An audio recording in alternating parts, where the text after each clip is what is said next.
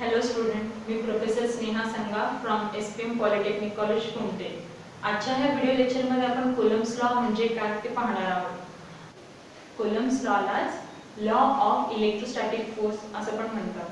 तर electrostatic force आपण दोन फुग्याचं एक एक्सपेरिमेंट पाहिलेलं होतं. इथे एक फुगा आहे समजा आणि इथे एक बलून आहे. तर सेम फॅब्रिकने आपण जेव्हा रब करतो, सपोज इथे चार्जेस हे सेम फॅब्रिकने जेव्हा आपण ह्याला रब करतो, इथं पॉझिटिव्ह चार्ज ऍक्ट होतो आणि इथं पण पॉझिटिव्ह चार्ज ऍक्ट होतो. मग तुम्हाला माहिती आहे की पॉझिटिव्ह आणि पॉझिटिव्ह हे एकमेकांशी रिपेल होतात, माहिती ना. मग हे दोन फुगे हे एकमेकांशी लांब जातात.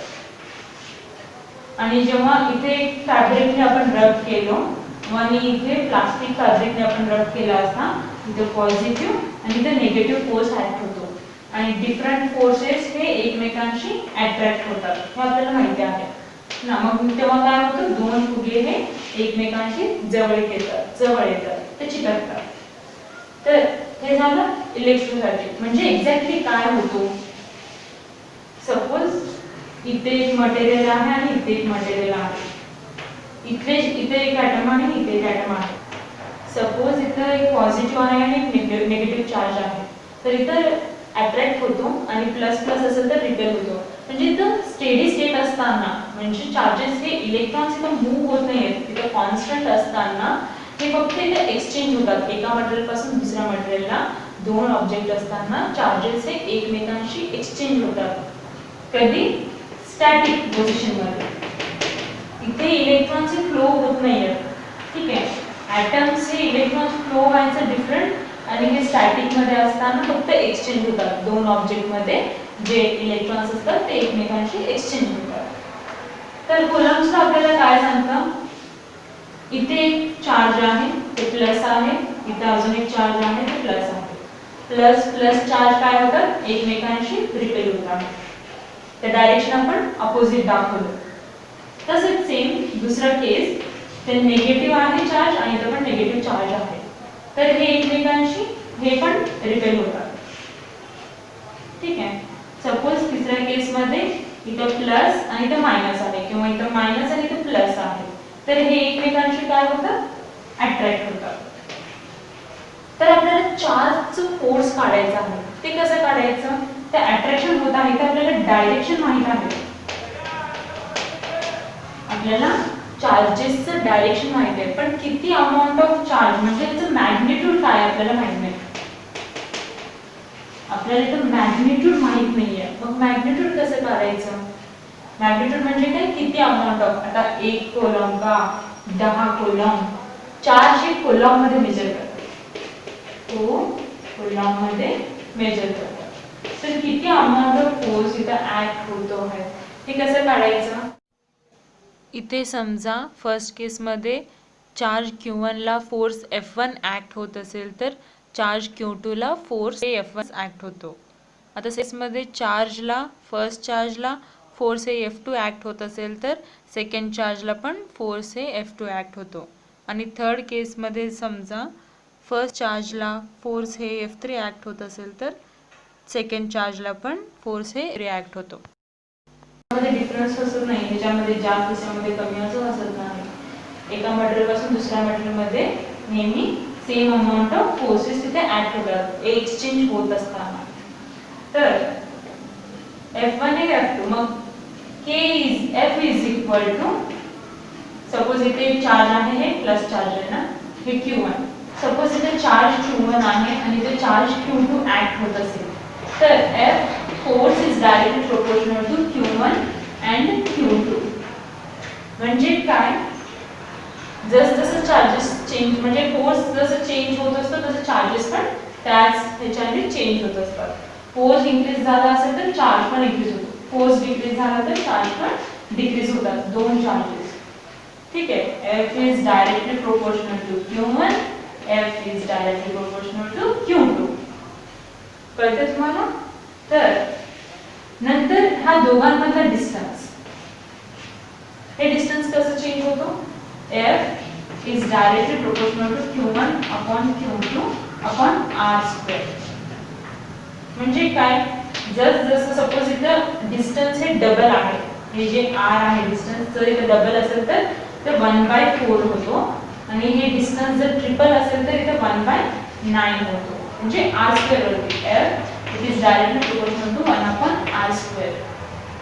दोन चार्जेस मध्ये फोर्स हे directly proportional to Q1 and Q2 and inversely proportional to the square of distance between them. Coulomb's definition काय आहे?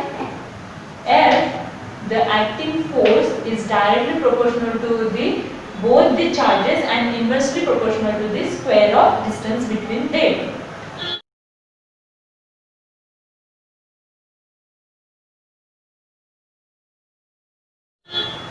ठीक आहे. तर F is directly proportional to Q1 Q2 upon R. आले का? कळतंय का तुम्हाला इथपर्यंत? म्हणजे दोन चार्जेस मध्ये एक डिस्टन्स असतो. ते डिस्टन्स कसं असतो? इन्व्हर्सली प्रोपोर्शनल असतो आणि जे चार्जेस असतात ते डायरेक्टली प्रोपोर्शनल असतात. मग हे काय झालं? इलेक्ट्रोस्टॅटिक. स्टॅटिक स्टेडी कंडिशन मध्ये असताना इलेक्ट्रोस्टॅटिकचा आपण फॉर्म्युला कसं लिहायचा? F is equal to Q1 Q2 upon R². मग इथे K लिहायचं. K हे काय आहे? Electrostatic constant. ठीक आहे. K into Q1 Q2 upon R². हे झालं कोलॉम्बचा फॉर्म्युला. इथपर्यंत फोर्स ऍक्ट होतो Q1 Q2 upon R². आता K चा फॉर्म्युला आपण लिहूया.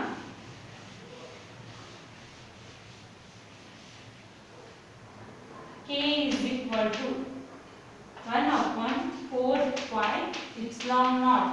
आता epsilon naught हे काय आहे? epsilon 0 हे परमिटिव्हिटी ऑफ फ्री स्पेस म्हणजे मीडियम नाही आहे. फ्री स्पेस व्हॅक्यूम मध्ये असताना 1/4 pi epsilon naught आहे. K चा फॉर्म्युला एवढा आहे. तर आता आपण फोर्स लिहूया. F is equal to 1/4 pi epsilon naught Q1 Q2 upon R². हे आपण कशामध्ये मेजर करतो? चार्ज हे आपण कोलॉम मध्ये मेजर करतो आणि ह्याचे युनिट काय आहे? न्यूटन आहे. आता हे युनिट पण कसं आलं? तुम्हाला स्लाइड मध्ये तुम्हाला सांगते की हे युनिट पण कसं आलं बघा. आता आपण इलेक्ट्रोस्टॅटिक फोर्स के का कन्सिडर करायला लागलो? कारण चार्जेस हे मीडियममधून ट्रान्सफर होत असताना त्यातील एनर्जी हे 100% ट्रान्सफर होत नाही. त्यातले 60% ते ट्रान्सफर होतो आणि 40% ते जातो. त्यामुळे आपण इलेक्ट्रोस्टॅटिक फोर्स के म्हणजे मीडिया कन्सिडर करत असतो. इथे loss of energy due to the media होतो.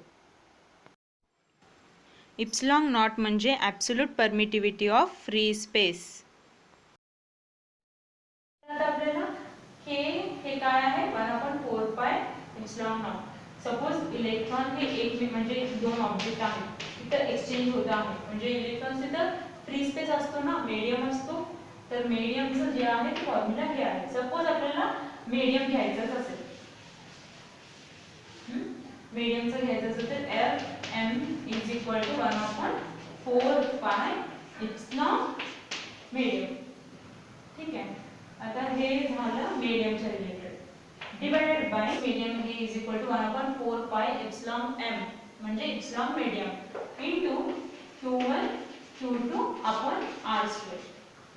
तर आपण free space divided by medium करूया. Force free space and force medium. तर ह्याचं इक्वेशन काय आहे? 1/4 pi epsilon naught into Q1 Q2 upon R² and divided by F medium म्हणजे divided by 1/4 pi epsilon medium into Q1 Q2 upon R². तर हे सगळं आता कॅन्सल झालं. राहिले epsilon naught upon epsilon medium. तर हे वरती गेल्यावर काय येईल आपल्याला? epsilon medium upon epsilon naught म्हणजे epsilon r. आता इथे रिलेटिव्ह परमिटिव्हिटी म्हणजे इथे डायलेक्ट्रिक कॉन्स्टंट असतं. हे झालं कोलॉम्स लॉ.